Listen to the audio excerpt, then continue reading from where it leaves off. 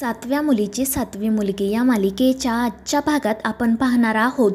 रुपालीने अद्वैतचा गळा दाबल्यामुळे नेत्रा तिच्या हातामध्ये असणाऱ्या सुरीने रुपालीच्या गळ्यावर वार करते आणि त्यानंतर रुपालीचा मृत्यू होतो. ती जमिनीवर कोसळते आणि ते बघून घरातील सगळ्यांच्याच पायाखालची जमीन सरकते. रुपालीचं रक्त नेत्राच्या चेहऱ्यावर उडालेलं असतं. सगळेजण खूप घाबरलेले असतात आणि रुपालीचा मृत्यू झाला आहे हे कळल्यावर त्यांच्या जीवात जीव येतो. मात्र त्यानंतर अचानक रुपालीच्या गळ्यावर जी जखम झालेली असते ती पूर्णपणे बरी होते आणि रुपाली पुन्हा जिवंत होते आणि उठून बसते आणि रुपालीला जिवंत झालेलं बघून सगळ्यांच्याच पायाखालची जमीन सरकते. ते सगळेजण खूप घाबरलेले असतात. नेत्राच्या हातातील सुरा देखील खाली पडतो. हे सगळं काय चाललं आहे कोणालाही कळत नाही आणि मग त्यानंतर रुपाली हसतच उठून उभी राहते, सगळ्यांकडे बघते आणि मग तेथून निघून जाते. त्यानंतर मग नेत्रा देवघरामध्ये जाते.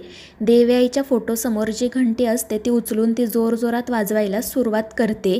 ती म्हणत असते की तुझ्या नियतीमध्ये माझ्या कुटुंबाचं सुख नाही आहे का? आज विरोचकाने अद्वैत साहेबांवर 2दा हल्ला केला आणि जेव्हा मी विरोचकावर हल्ला केला तेव्हा तो मरण पाहूनसुद्धा पुन्हा एकदा जिवंत झाला. आणि मग ती रडतच देवयाई समोर बसते. तितक्यात अद्वैत आणि इंद्राणी त्या ठिकाणी येतात. नेत्राची अवस्था बघून त्यांनाही वाईट वाटते. तर नेत्रा रडतच देवयाईला म्हणत असते की तुझ्या नियतीमध्ये माझ्या कुटुंबाचं सुख नाही आहे का? आज त्या विरोचकाचा मी वध केला, मात्र तरीही विरोचक पुन्हा जिवंत कसा झाला? ही अशी कशी नियती आहे तुझी?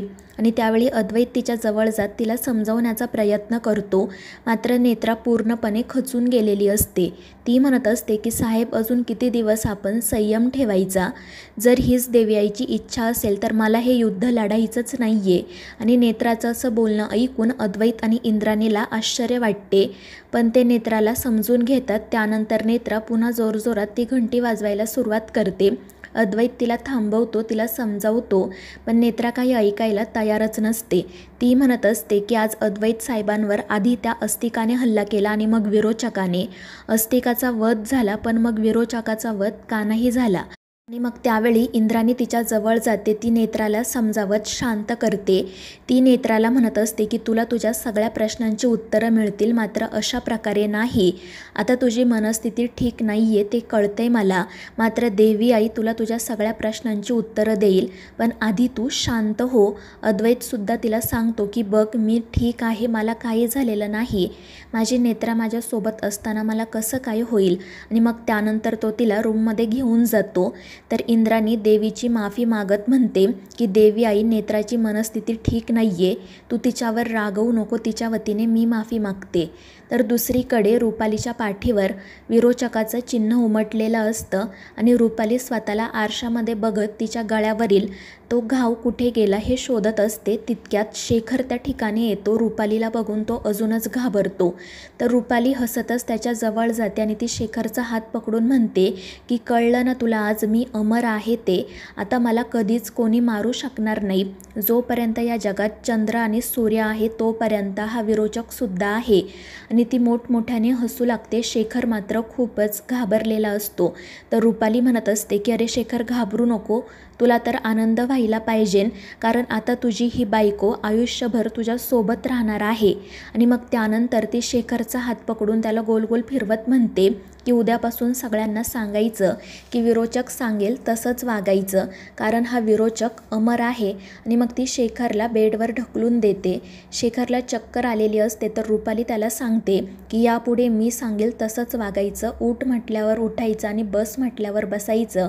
आणि ती शेखरला मुद्दाम उठ बस करायला सांगते.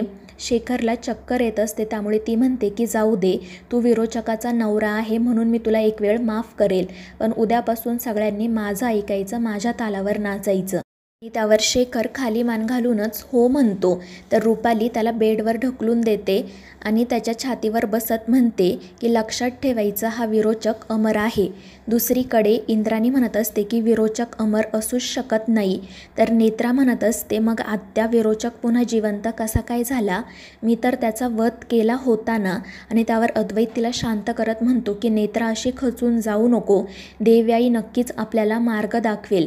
इंद्राणीसुद्धा नेत्राला हेच सांगत असते, पण नेत्रा खूपच पॅनिक झालेली असते. ती म्हणत असते की देवी आईच्या मनात नेमकं काय आहे तेच मला कळत नाही.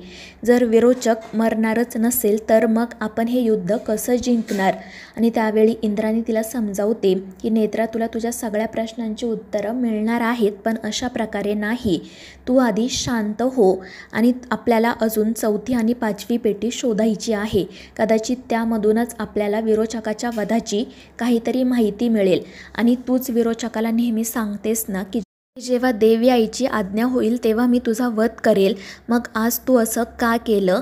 मला मान्य आहे की विरोचकाने अद्वैतवर हल्ला केला आणि म्हणून मग तू विरोचकावर प्रतिहल्ला केला आणि हे तू तुझ्या मनाने केलं. देवी आईची आज्ञा नव्हती. कदाचित म्हणूनच विरोचक पुन्हा जिवंत झाला असेल. आणि मग नेत्राला सुद्धा इंद्राणीचं म्हणणं कळतं आणि ती शांत होते. तर इंद्राणी तिला सांगत असते की नेत्रा, काही झालं तरी खचून जाऊ नको, कारण जर तू खचून गेली तर मग घरातील इतरांनी कोणाकडे बघायचं. आणि त्यावर नेत्रा म्हणते की हो आत्या, आता मी शांत राहील. मात्र ती अद्वैत आणि इंद्राणीला हे सुद्धा सांगते की आज जे काही घडलं आहे त्यामुळे तो विरोचक बेभान झाला असेल. आपल्याला सावध राहायला हवं. तर दुसरीकडे सगळेजण एका रूममध्ये जमलेले असतात. तेजस म्हणत असतो की बाबा एकटेच त्या विरोचकासोबत आहे, मी त्यांना जाऊन घेऊन येतो. मात्र नेत्रा त्याला थांबवते. ती म्हणते की बाबांनी त्या खोलीत राहणं धोकादायक आहे हे माहिती आहे मला, पण आपण जर बाबांना समजवण्याचा प्रयत्न केला ना तरीसुद्धा ते ऐकणार नाही. मात्र तेजस ऐकायला तयार नसतो, पण शेवटी फाल्गुनी त्याला समजावत शांत करते. नेत्रा त्या सगळ्यांना सांगत असते की आपण कोणीही विरोचकाला घाबरत नाही. हे जरी सत्य असलं तरी आज जो काही प्रकार घडला आहे त्यामुळे तो विरोचक बेभान झाला असेल. आज जे काही घडलं ते खरंच खूप भयानक होतं, त्यामुळे आता आपण सावध राहायला हवं. आणि त्यावर ते सगळेजण हो म्हणतात. तर मित्रांनो, या मालिकेच्या पुढील भागांच्या अपडेट्ससाठी आपल्या चॅनेलला सबस्क्राईब करा.